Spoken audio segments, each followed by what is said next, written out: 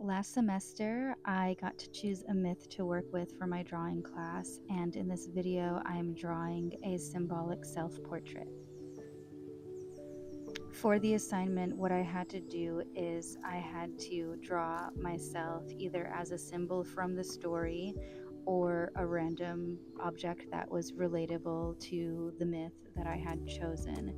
So the myth that I had chosen was Bluebeard, and I discovered it from the book The Women Who Run with Wolves, which is a book that shares different archetypes of how women have overcome different forms of oppression throughout history.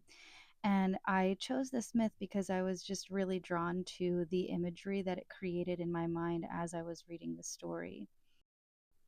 The myth Bluebeard is actually a French myth from the 1800s, and I chose it because it was a more modern myth, which I thought was kind of interesting because a lot of myths we hear about are quite old and ancient. And this myth was really fascinating to me because in the story, the book that I read it in, it had a very psychoanalytical spin off of exactly what it meant for this young maiden to be proposed to marry this monstrous man, and how she has to essentially listen to her intuition to break free of this oppressive situation that she's in to save her own life. The story itself is very empowering, and in my personal practice, I lean towards artwork and creative processes that empower the self to expand and to grow into the self even more, as opposed to restriction and constraint. And so that led me even more to want to use this myth. And in the symbolic self portrait, my process was as follows.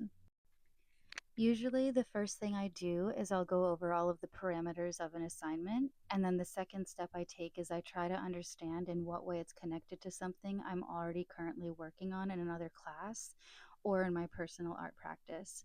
And it just so happened to be that in my other class, I was working on surrealist artwork. And one of my inspirations was an artist named Dorothea Tanning, who uses the motif of doors in her artwork.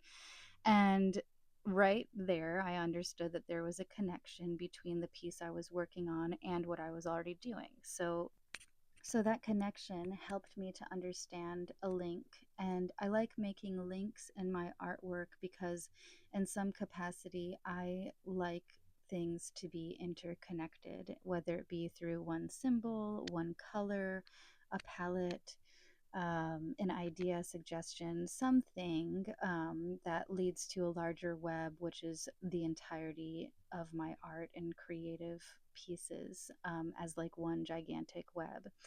And so, yeah, essentially what I did was I realized that I wanted to add the motif of a door to this piece because in the myth of Bluebeard, the young maiden is handed a set of keys to Bluebeard's home, and she is told that she can freely roam with her sisters and go into any room she'd like. However, she was not allowed in one room, which is the Red Room.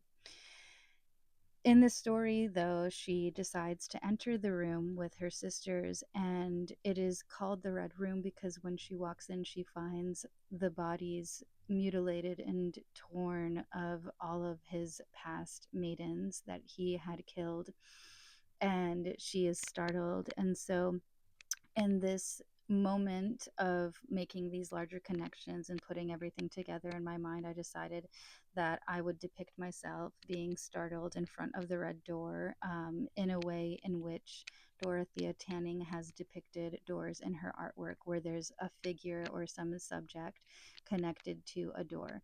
And so that was my process for the composition of this piece. And then when it came to actually creating it with colored pencil, I was really free. I think I laid down a preliminary sketch, but I'm pretty sure it was quite simple, just like a quick little gesture of myself while I looked in the mirror.